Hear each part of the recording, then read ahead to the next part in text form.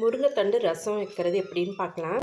முருங்கைக்கீரை எல்லாத்தையும் நல்லா கிள்ளி எடுத்துட்டு இந்த தண்டு இருக்குது இல்லைங்களா, இதெல்லாம் வாஷ் பண்ணி வச்சுருக்கேன். ரசம் வந்து நல்லா வாசனையாக இருக்கும்.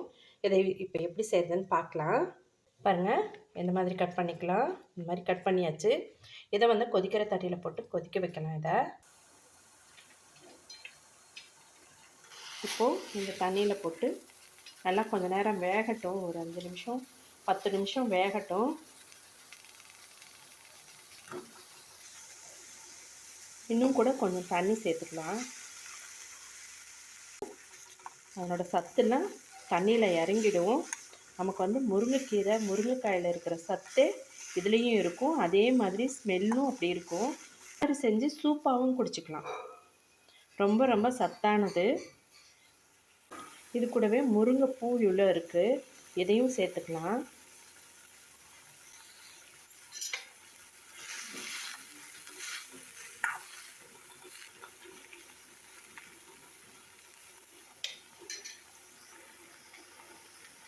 இப்போது வெந்துருச்சு.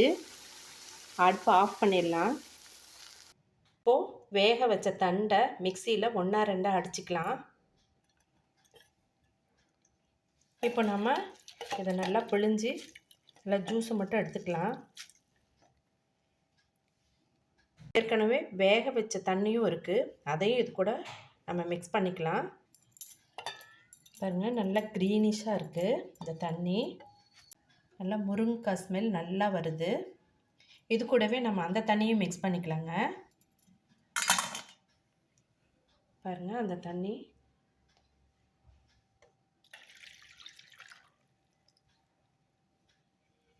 இந்த அளவுக்கு முருங்கைத்தண்டோட ரசம் இருக்குது. இப்போது பருப்பு வேக வச்ச தண்ணி அது 1.5 கப் அளவுக்கு இருக்குது.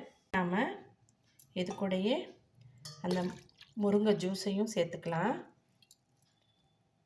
இப்போது நம்ம எப்பவும் போல் ரசம் எப்படி செய்வோமோ அதே மாதிரி செய்யலாம். இப்போவே உப்பு 1.5 டீஸ்பூன் அளவுக்கு போட்டிருக்கேன்.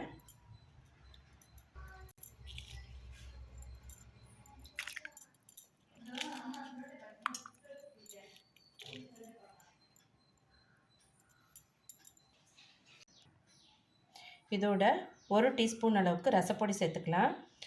இந்த ரசப்பொடியோட வீடியோவும் அப்லோட் பண்ணியிருக்கேன், நீங்கள் பார்த்து யூஸ் பண்ணிக்கோங்க. இந்த ரசத்துக்கு தேவையான புளி தண்ணி இது வந்து கொஞ்சம் கெட்டியாக இருக்குது. இது 1/4 கப்புக்கும் அதிகமாக இருக்குது. நாம் ஏற்கனவே 2 தக்காளி சேர்த்துருக்கோம், அதனால் புளி கொஞ்சம் கம்மியாக சேர்த்துனாவே போதும். இதோட கடுகுளுத்தம் பருப்பு சேர்த்துக்கலாம்.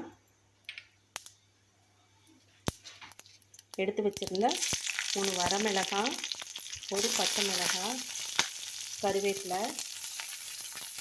இதை சேர்த்துட்டு நல்லா வதக்கிக்கலாம். நல்லா தட்டி வச்ச பூண்டு ஒரு 5-6 பூண்டு இதோட சேர்த்துக்கலாம். சேர்த்துட்டு நல்லா வதக்கிக்கலாம்.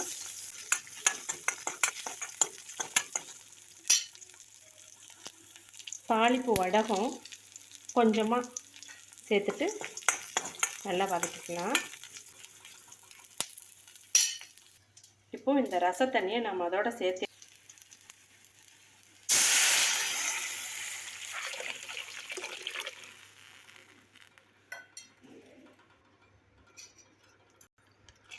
இது 2 கொதி வரட்டும். தக்காளியெல்லாம் கொஞ்சம் வேகும். அதுக்கு பின்னாடி நம்ம புளி தண்ணி சேர்த்துக்கலாம்.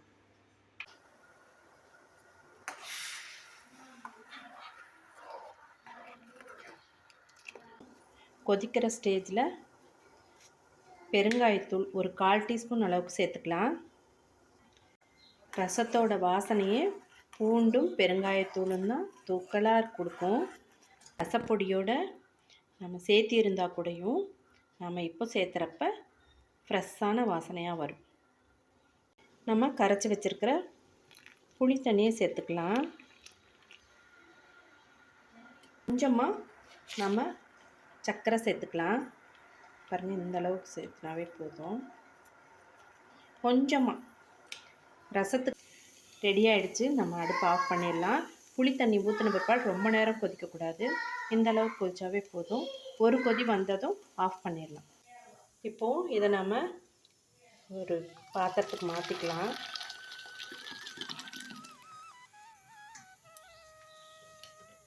நமக்கு சூப்பராக முருங்கைத்தண்டு ரசம் ரெடி ஆயிடுச்சு.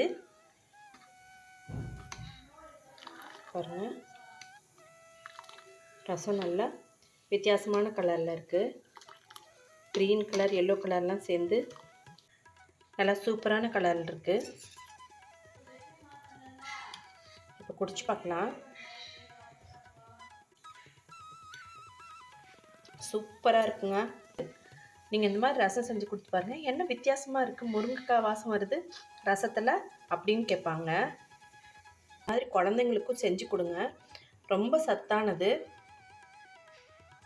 முருங்கைக்கீரை சாப்பிட மாட்டாங்க, முருங்கைக்காய் சாப்பிட மாட்டாங்க. இந்த மாதிரி நீங்கள் செஞ்சு கொடுத்தீங்கன்னா அருமையாக சாப்பிடுவாங்க. நீங்கள் இந்த ரசத்தை செஞ்சு சாப்பிட்டு பார்த்துட்டு எப்படி இருக்குன்னு கமெண்ட் பாக்ஸில் கமெண்ட் பண்ணுங்கள். பிடிச்சிருந்தால் லைக் பண்ணுங்கள், மறக்காமல் சப்ஸ்கிரைப் பண்ணுங்கள். இதே மாதிரி ஒரு இன்ட்ரெஸ்டிங்கான வீடியோவில் மீட் பண்ணலாம். தேங்க்யூ ஃபார் வாட்சிங்.